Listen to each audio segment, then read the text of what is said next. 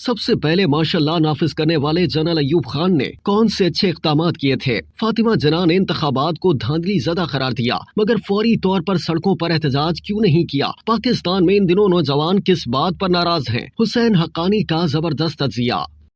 حالیہ دنوں ہونے والی کچھ سیاسی پیش رفت نے بہت سے پاکستانیوں کو پریشان کر دیا ہے۔ وہ محسوس کر رہے ہیں کہ جیسے باقاعدہ منظم طریقے سے بے دست و پا کرتے ہوئے انہیں اپنے مستقبل کا تعین کرنے کے کردار سے محروم کیا جا رہا ہے، لیکن وہ جن کی معلومات کا بنیادی ذریعہ سوشل میڈیا ہے، ان کا خیال ہے کہ یہ منفرد واقعات ہیں یا ایسا کچھ پہلی مرتبہ ہونے جا رہا ہے۔ عالمی معیار پرکھیں تو پاکستان نوجوان آبادی رکھتا ہے۔ اس کے 240 ملین افراد میں سے نصف سے زائد کی عمر 21 سال سے کم ہے۔ اگر نوجوان آبادی میں کام کرنے والے افراد کی زیادہ تعداد ہوتی ہے، اس کی وجہ سے اکثر معاشی نمو کے مواقع کھلتے ہیں، لیکن جب بہت زیادہ نوجوان تو ہوں اور انہیں تعلیم، مہارتوں اور روزگار کے مواقع میسر نہ ہوں جیسا کہ پاکستان میں دیکھنے میں آ رہا ہے، تو یہ آبادی تشویش اور بے چینی کا باعث بن جاتی ہے۔ پاکستان کے موجودہ سیاسی غیر یقینی پن کی بہت سی وجوہات ہیں۔ ایک بڑی تعداد میں ناراض نوجوان آبادی ان میں سے ایک ہے۔ اس وقت نوجوان پاکستان سوشل میڈیا کے رسیاں ہیں، لیکن وہ ایسی معیاری تعلیم نہیں رکھتے جو انہیں سوچنا سکھائے کہ ضروری نہیں کہ سوشل میڈیا پر پیش کی جانے والی ہر چیز درست ہو، اور یہ کہ جو چیز انہیں کبھی سوشل میڈیا پر دکھائی نہیں دی اس کا کوئی وجود ہی نہیں۔ افسوسناک حقیقت یہ ہے کہ پاکستان کی سیاست پر بہت عرصے سے اشرافیہ کی چھاپ لگی ہوئی ہے۔ اسے آئینی اور قانونی تقاضوں جو کہ ایک جمہوری ریاست کی بنیاد ہے اس سے کوئی سروکار نہیں۔ پاکستانی تاریخ کی حماقتوں سے بے خبری رہنے کا نتیجہ ہے کہ نوجوان نسل ماضی کی غلطیوں کو یاد تو کرتی رہتی ہے، لیکن یہ نہیں سمجھ پاتی کہ وہ کیا تھیں اور ان سے کس طرح گریز کیا جا سکتا تھا۔ جس دوران آنے والے عام انتخابات کے بارے میں افواہوں کا بازار گرم ہے،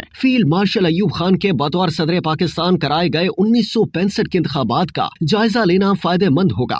وہ نوجوان جو شاید جانتے ہوں کہ ایوب خان جنہوں نے پاکستان میں سب سے پہلے مارشل لا لگایا، تحریک انصاف کے سیکرٹری جنرل عمر ایوب خان اور اسلام آباد ہائی کورٹ کے جج میاں گل حسن اورنگزیب کے دادا تھے۔ ایوب خان نے پہلے اکتوبر 1958 کو صدر اسکندر مرزا کی حمایت کرتے ہوئے اور پھر 1956 کا آئین معطل کر کے مارشل لا لگاتے ہوئے اقتدار پر قبضہ کر لیا۔ اس کے بعد اسکندر مرزا کو گھر بھیج کر خود صدر پاکستان بن گئے۔ اکیڈمک جرنل ایشین سروے کے جون 1965 کے شمارے میں ایک مضمون میں پروفیسر شریف المجاہد نے لکھا، 4 سال سے بھی کم عرصے تک ایوب نے آہنی ہاتھوں سے حکومت کی، لیکن کئی ایک مفید اصلاحات متعارف کروائیں، یعنی جیسے زمین سے متعلق زراعت اور آئلی قوانین۔ انہوں نے انتظامیہ کی کارکردگی بہتر بنائی اور بدعنوانی، ذخیرہ اندوزی، بلیک مارکیٹنگ اور اسمگلنگ جیسی سماجی برائیوں کے خلاف عملی اقدامات کیے۔ پاکستان کی معیشت نے ایوب کے دور میں امریکی اور مغربی اقتصادی امداد اور سرمایہ کاری کے بڑے ادغام کے ساتھ متاثر کن ترقی کی۔ ایوب نے کھلے عام اس یقین کا اظہار کیا کہ پاکستان جیسے ترقی پذیر ملک مغربی جمہوریہ نظام کے دباؤ اور تناؤ میں ترقی نہیں کر سکتے، لیکن پاکستانی اور بین الاقوامی رائے عامہ کے اہم طبقات ان سے جمہوریت کا مسلسل مطالبہ کرتے رہے۔ 1964 تک ایوب خان نے محسوس کیا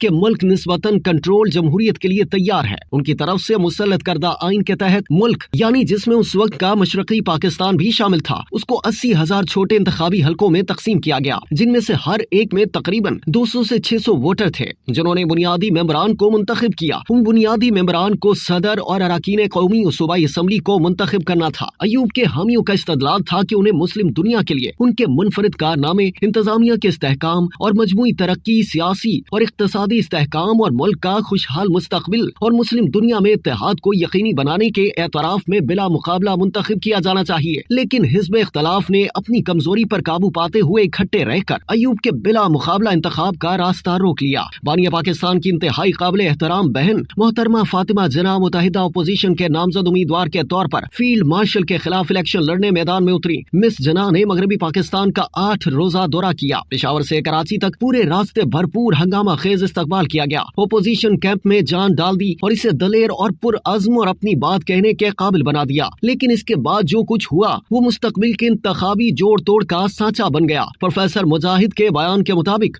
میڈیا نے حزب اختلاف کو سماجی دشمن، اس کی سرگرمیوں کو ناپاک اور اس کے مشن کو افراتفری پھیلانا قرار دیا۔ اپوزیشن کی میڈیا تک رسائی، مہم چلانے کی آزادی اور پولنگ اور پریزائڈنگ افسران کی تقرری کے بارے میں بھی تنازعات تھے۔ اپوزیشن نے رپورٹ کیا کہ ووٹروں، پولنگ ایجنٹوں، کارکنوں اور حامیوں کو पूरे मुल्क में अगवा, दबाव और जबर और गिरफ्तारियों का सामना है। जब पाकिस्तान में 2 जनवरी 1965 को इंतखाबात हुए तो नताइज के मुताबिक अयूब को वाज़े, भरपूर बल्कि जबरदस्त फतेह हासिल हुई, जबकि ओपोजिशन को दंदान शिकस्त का सामना करना पड़ा था। बड़े शहरों ने अमूमन ओपोजिशन का साथ दिया, जबकि देही इलाकों में अयूब को जबरदस्त पजीराई मिली। अप्रैल में होने वाले कौमी और सूबाई असम्बली के इंतखाबात में भी अयूब खान की पार्टी को भारी अक्सरियत हासिल हुई। ओपोजिशन ने इंतखाबी नताइज पर एहतजाज किया और मोहतरमा फातिमा जनाह ने उन्हें धांधली ज़दा करार दिया, लेकिन फौरी तौर पर सड़कों पर एहतजाज या धरना नहीं दिया गया। अयूब खान का ख्याल था कि उन्होंने 5 साल की मुद्दत हासिल करनी है, लेकिन वो सिर्फ मार्च 1969 तक इख्तदार में रह सके। इसके बाद सड़कों पर पुरतशद्दुद मुजाहरे होने लगे और उन्होंने इख्तदार जनरल याहिया खान के हवाले कर दिया। अपनी इंतखाबी फतेह और उनके इख्तदार से बेदखली के दरमियानी अरसे में अयूब ने जंग में मुल्क की क़यादत भी की। जंग के बाद भारत के साथ अमन मुआहिदा, अमेरिका से दूरी और चीन और रूस के साथ मुआहिदा भी किया। तारीख का ये 59 साल पुराना सफा वाज़े करता है कि पाकिस्तानी नौजवान इन दिनों जिस बात पर नाराज नजर आते हैं वो कोई नई बात नहीं है, लेकिन पाकिस्तानियों को आगे बढ़ने का रास्ता तलाश करने की जरूरत है। जो कुछ हो रहा है उस पर तिल मिलाने का इससे ज्यादा फायदा नहीं हुआ था जितना 1965 में हुआ था।